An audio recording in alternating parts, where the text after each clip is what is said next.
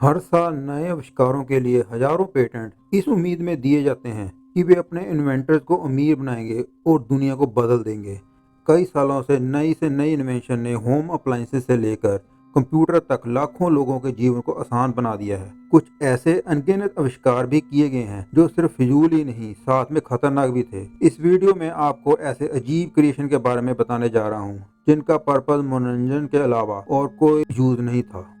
Number 1 पे है urban window baby cage. 1913 में एक हेल्थ वर्कर जिनका नाम श्रीमती रॉबर्ट सी लाफ्ट्री था, उन्होंने इसकी इन्वेंशन की थी। उन दिनों यंगस्टर में बाहरी ताजी हवा के लाभों के बारे में जागरूकता बहुत ज्यादा बढ़ गई थी। ये देखकर उन्होंने विंडो बेबी केज का इन्वेंशन किया था। इसमें एक बेबी लोहे की तारों के साथ बना हुआ एक जालीदार डिब्बा 5-6 मंजिल बाहर विंडो के साथ लटा रहता था, और इस जाली के ऊपर आप इस पर इतना ज्यादा भरोसा नहीं कर सकते थे कि आपका एक बच्चा बाहर इतनी देर लटकता रहे। ये बहुत ही खतरनाक और डरावना था। दूसरे नंबर पे आता है portable head radio. Walkman, iPad और मोबाइल फोन के इन्वेंशन से दशकों पहले पोर्टेबल रेडियो सुनने में बहुत अजीब सा लगता था। आप तो जानते ही हो, रेडियो बहुत भारी होता था और इस भारी इंस्ट्रूमेंट अपने सिर पर लेके घूमना बहुत ही अजीब और थका देने वाला इन्वेंशन था, और ये कल्पना से भी बहुत दूर था। माना जाता है कि 1930 के दशक में अजीब सा इंस्ट्रूमेंट एक टोपी जैसा था जिसके ऊपर 2 बड़े एंटीना चिपके हुए थे। ये ना केवल बहुत भारी था बल्कि इसमें रेडियो सिग्नल भी प्रॉपर नहीं आते थे।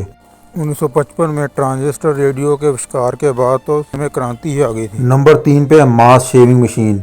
आजकल साउथ की फिल्मों में और बॉलीवुड की फिल्मों में आप हीरो को दाढ़ी में देखते हो। आजकल तो दाढ़ी का फैशन बन गया है, पर 19वीं सदी की शुरुआत में मूछें और दाढ़ी रखने के रिवाज में गिरावट आना शुरू हो गया था, और पुरुषों के लिए क्लीन शेव होना बहुत लोकप्रिय हो गया था। क्योंकि शेव करने में बहुत टाइम लगता था, इसलिए नाइयों के पास क्लीन शेव होने के लिए और जूते को चमकाने के लिए रुकने का रिवाज आम हो गया था। समस्या ये थी कि एक नाई एक समय में केवल एक ही कस्टमर की शेव कर सकता था, और इसका सोल्यूशन ये था कि एक ग्रुप शेविंग मशीन बनाई गई जो कई पुरुषों को एक लाइन में बैठाकर शेव करती थी। इस डिवाइस का पहला भाग सभी के चेहरों पर फोम लगाता था। उसके बाद दूसरा भाग उनके चेहरे के बालों को काटने के लिए एक बड़े ब्लेड का इस्तेमाल करता था। ये इंस्ट्रूमेंट एक बार में 12 पुरुषों को दाढ़ी बना सकता था। हालांकि इसकी कुछ लिमिटेशन भी थी कि ये मशीन अलग अलग इंसानों के फेस के मुताबिक खुद को ऑल्टर नहीं कर सकती थी। इस तरह ये कभी कट लगा देती और कभी स्किन को खराब कर देती थी।